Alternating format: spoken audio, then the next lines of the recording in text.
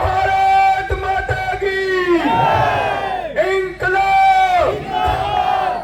મિત્રો, આજે હું જ્યારે ડેડિયાપાડા, નર્મદા અને આદિવાસીની ધરતી ઉપર આવું છું ત્યારે મને ભારતના એ મૂળ આદિવાસીઓ નજરે પડે છે જેણે આ ધરતીને બચાવી છે સાહેબ। જળ જંગલ જમલને તમે બચાવી છે સાહેબ। આજે મને ગર્વ થાય છે કે એક આદિવાસીનો દીકરો જેલમાં છે, એને બચાવવા માટે, એના સમર્થન માટે આ 1.5 લાખ સિગ્નેચર પેલા ઝાટકે તમે કર્યું છે। આ નરેન્દ્ર મોદીની તાકાત નથી કે કરી હતી, નરેન્દ્રભાઈ મોદીની તાકાત નથી કે આટલા સમયમાં એ 1.5 લાખ સિગ્નેચર એના સમર્થનમાં કરી શકે। મિત્રો, એ તમારી તાકાત છે, મૂળ આદિવાસીઓની તાકાત સાહેબ। મને એક વિડિયો જોયો હમણાં 4 દિવસ પહેલા, તમે જોયો હશે, પંજાબમાંથી। જોયો કે નથી જોયો? જોયો કે નથી જોયો? મને હમણાં અમે અહીંયા બધા ભેગા હતા, નિરંજયભાઈ કહેતા હતા કે ઈ વિડિયો પછી તો આદિવાસી સમાજ અંબાજીથી ઉમરગામ સુધી નક્કી કરી લીધું કે ચેતરભાઈ વસાવાને જેલમાં અહીંના માત્ર ભાજપના નહીં, ઉપર સુધીના લોકોએ જેલમાં નખાવડાવે છે।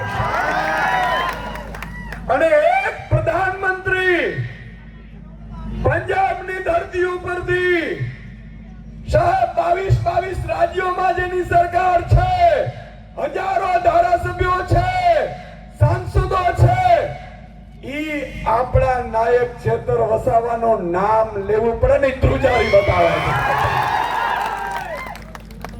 છે। એમને એમ નથી સાહેબ, ચેતર વસાવા એમને એમ પેદા નથી થતા। એના માટે જેલ હોય કે એના માટે મોટી આફતો હોય, એનાથી રસ્તા કાઢતા હોય ને એનું નામ ચેતર વસાવા સાહેબ। આજે તમને એ ખબર પડી ગઈ કે નહીં કે આ જેલમાં નખાવાનું કાળુતરું કોને રચ્યું તું? ખબર પડી ગઈ? પડી ગઈ? મિત્રો, આજે એક ન્યૂઝપેપરમાં સમાચાર આવ્યા છે, ભાજપ પણ એવું કે છે વારંવાર કે ઈશુદાનભાઈ, તમે ને ચેતરભાઈ ને આ બધા લોકો તમે એમ કહો છો કોર્ટે સજા આપી છે, ભાજપે નથી આપી, કોર્ટે સજા આપી છે। મિત્રો, મારી પાસે એક આજનો જ સમાચાર છે, આ ભાજપ વાળાની એક-એકની પોલ ખોલી નાખતા સમાચાર છે, એ તમારી સમક્ષ હું વાંચવા માંગીશ। આ બરોબર મીડિયા વાળાને પણ કહું છું કે લેજો। બીજી વાર ભાજપ વાળાની ઓકાત ન હોવી જોઈએ કે ચેતર વસાવાની જેલમાં રાખવાની હિંમત કરે। સાહેબ, એક સમાચાર છે કે ગુજરાતની કોર્ટમાં 16 લાખ કેસ પેન્ડિંગ છે। 16 લાખ। કેટલા? કેટલા? હવે તમને બીજું એમાંથી સંદર્ભના સમાચાર વાંચું કે એમાંથી 30 વર્ષથી વધુ હોય એવા 19 છે અને 10 વર્ષથી વધુ હોય એવા 25,287 છે અને 5 વર્ષથી વધુ હોય એવા 70,000 છે। તમે વિચાર કરો મિત્રો કે 1 લાખ કેસ એવા છે જે 5 થી 10 વર્ષથી વધુના છે, જ્યારે ચેતરભાઈ વસાવાનો તો હમણાં જ કેસ થયો તો ભાઈ, પડી ખબર? ચેતરભાઈ વસાવાને તમે 3 વર્ષમાં સજા કરાવી શકો તો આ 16 લાખ કેસ પેન્ડિંગ છે, એને કેમ સજા ન થઈ? એનો મતલબ ઈ થયો મિત્રો કે ભાજપે ચેતરભાઈ વસાવાને ખતમ કરવાનું ષડયંત્ર કર્યું। ચેતરભાઈ વસાવાનો ગુનો શું હતો? ચેતરભાઈ વસાવા તમારું અવાજ બનતા હતા અને ભાજપ તરફથી જે આપતો આવતી હતી ને એ એકલા મોરે મોરો દેતા હતા ને એટલા માટે ખતમ કરવાનું કર્યું। મિત્રો, આ વન કર્મચારી છે કે હમણાં શંકુતલાબેન છૂટીને આવ્યા, એમના આંખમાં આંસુ આવી ગયા। આ આંસુનો બદલો લેવાનો છે કે નથી લેવાનો? મિત્રો, હમણાં સંકુતલાબેન રડતા હતા, વર્ષાબેને કહેતા હતા કે અમે એકલા છીએ. આપણા મનોજભાઈએ પણ વાત કરી, રાધિકાબેને પણ કરી. પણ મિત્રો હું કહેવા ઈ માંગુ છું કે આ લોકો ભાજપ વાળા વન કર્મીઓના માધ્યમથી ચેતરભાઈ ઉપર કેસ કરાવડાવ્યો, બરોબર કે નહીં? હવે આદિવાસી ખેડૂત એના રાત્રે 2 વાગે એના ખેતરમાં વન કર્મીઓ ઉભો પાક લડી નાખે તો પેલી જવાબદારી તો મનસુખ દાદાની આવતી હતી સાંસદ. સાચું કે નહીં? મનસુખ દાદાની જવાબદારી આવતી હતી કે એમણે વન કર્મચારીઓને કહેવું જોઈતું હતું કે આ તમે ખોટું કરો છો, આ મારા આદિવાસી સમાજ છે, મને 30 વર્ષથી સાંસદ બનાવે છે. પણ ઈ બોલ્યા મનસુખ દાદા, આદિવાસી સમાજ ભોળો છે, તમને એકવાર મત આપી દેશે, પણ બીજી વખત આદિવાસી સમાજ સાથે કોઈ પણ નેતા ઉભો નહીં રહે તો આદિવાસી સમાજ બિરસા મુંડાજીનો વંશજ છે.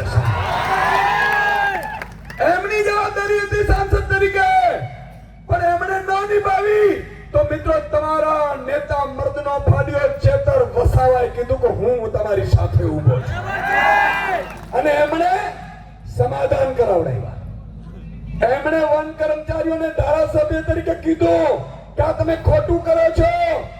મિત્રો આજે મને ગર્વ થાય છે કે સાહેબ ધારાસભ્ય, સાંસદ કે મંત્રી કે મુખ્યમંત્રીની જવાબદારીઓ શું હોય?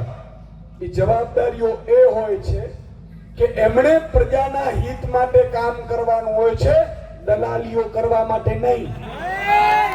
આજે ભાજપના કેટલા સાંસદો છે મિત્રો? હું અહીંથી કહેવા માંગુ છું કે વલસાડના સાંસદે ચેતરભાઈ વસાવાને લઈને નિવેદન કર્યું છે. કર્યું છે કે નથી કર્યું? મિત્રો તમે એક ફોન કરજો વલસાડના આદિવાસી સમાજમાં, ઉમરગામ, પારડી, કપરાડા, ધરમપુર, વલસાડ, આ બધે તમે ફોન કરીને કહેજો કે આપણા ચેતરભાઈ વસાવાની સામે આ ધવલ પટેલે નિવેદન કર્યું છે, આવતી ચૂંટણીમાં ધવલ પટેલ જીતવાનો જોઈએ. સાહેબ આ કરવું જોઈએ કે ના કરવું જોઈએ? એકતા બતાવી જોઈએ કે ન બતાવી જોઈએ? મિત્રો એટલા માટે કે આદિવાસી સમાજ માટે બોલી નથી શકતા, એ ભાજપની પીપોડી થઈ ગયા છે. આજે ગણપત વસાવા છે, આટલા સમયથી મંત્રી રહ્યા. ગણપતભાઈએ ક્યારે જળ જંગલ જમીનનો મુદ્દો ઉઠાવ્યો હોય તો મને કયો સાહેબ? 73 જમીનનો મુદ્દો ઉઠાવ્યો હોય તો કયો? આદિવાસી સમાજ 30 વર્ષથી પછાત છે મિત્રો, આ ભાજપના કારણે. અને ભાજપ તો આપણે વનવાસી કરવા નીકળ્યું હતું, બરોબર કે નહીં? ભાજપ એવું કહેતું હતું આ તો વનવાસી છે. અરે વનવાસી નથી ભાજપ બનાવો, તમારો જન્મ નતો થયો ત્યાંના મૂળ આદિવાસીઓ અમે છીએ. અમે આ ધરતીના માલિક છીએ, જળ જંગલ જમીનના મુદ્દા અમે ઉઠાવીએ છીએ. તો મિત્રો આજે આ એક મેસેજ આપવો જોઈએ. આજે આ 1.5 લાખ સિગ્નેચર સાથે આપણે જશું કલેક્ટર ઓફિસે, પણ કલેક્ટરની તાકાત નથી, ઈ ઉપર નહીં કહી શકે. એટલા માટે જ આપણે રાષ્ટ્રપતિ શ્રીને લખ્યા છે, અને આવેદનમાં બહુ ક્લિયર સાથે લખ્યું છે. આવેદન હું વાંચતો હતો મિત્રો, આ આવેદનમાં આપણે એમનો જવાબ પણ લેશું. આજે 1.5 લાખ સિગ્નેચર અહીંયા થઈ છે. 27 તારીખે રાધિકાબેન ની ટીમ છોટા ઉદેપુરમાં પણ આવો સંમેલન કરવાના છે. ભાજપ વાળા એક દિવસ ચેતર વસાવાને જેલમાં રખાવશે, 1 લાખ આદિવાસી ઉભા થઈને ભાજપની સામે પડશે. અને આ એકતા રાખવી પડશે મિત્રો, આપણે એકતા આપણે રાખવી પડશે. જો આપણે એકતા નહીં રાખીએ તો આ લોકો હવે જળ જંગલ જમીન તો ઠીક, આદિવાસી સમાજને ભાજપ રેવા પણ નહીં દે. આ આપણી અસ્તિત્વની લડાઈ છે સાહેબ, અને ભાજપને ખબર હોવી જોઈએ, અને ખબર પડવી જોઈએ કે ભગવાન બિરસા મુંડા જો અંગ્રેજોની સામે ન ઝૂક્યા હોય તો એના વંશજ છે. ભાજપ તમારી ઓકાત નથી અમને ઝુકાવી, અને એ ને થોડા દિવસે તાળા દેખાઈ ગયા સાહેબ 18 દિવસના એક દીકરાને આ ભાજપે જેલમાં નખાવડાવ્યું અને હું આજે કહીને જાઉં છું મેં ડેડિયાપાડામાં પણ કીધું હતું કે ભગવાન કૃષ્ણ જેલમાં જન્મ્યો હતો અને ચેતર વસાવા થોડીક ઉંમર થઈ જશે પછી એ 18 દિવસનો યુવાન ભાજપનો કાર્ડ બનીને સાહેબ જન્મ્યો છે યાદ રાખજો એને તમે જેલમાં નખાવ્યા તેનો ગુનો શું હતો હજી તો એને ખબર નહોતી કે આને રોટલી કહેવાય આને મામો કહેવાય આને કાકો કહેવાય આને ભાજપિયાઓ કહેવાય આ ખબર પણ નહોતી પણ ભાજપિયાઓને કહેવા માંગુ છું મિત્રો અને એક પંક્તિ સાથે મારું આપણે પૂરું કરીશું બાકી આપણે નંદ રાજા નંદબીલને ત્યાં ફુલાર કરી અને પછી કલેક્ટર ઓફિસે આપણે આવેદન આપીશું આપણે સૌએ સાથે જોડાવાનું છે એક લાઈનમાં આપણે જાશું પણ એક પંક્તિ મારે કહેવાની છે ભાજપિયાઓને બરોબર તમારે પણ પછી એને કહેવાની છે રીલ બનાવીને लश्कर भी तुम्हारा है सरदार भी तुम्हारा है लश्कर भी तुम्हारा है सरदार भी तुम्हारा है तुम झूठ को सच लिख दो ये अखबार भी तुम्हारा है इस दौर के फरियादी जाए तो कहां जाए इस दौर के फरियादी जाए तो कहां जाए कानून भी तुम्हारा है दरबार भी तुम्हारा है सूरज की तपन तुमसे बर्दाश्त नहीं होती सूरज की तपन तुमसे बर्दाश्त नहीं होती एक मीम के पुतले का किरदार तुम्हारा है किरदार भी तुम्हारा है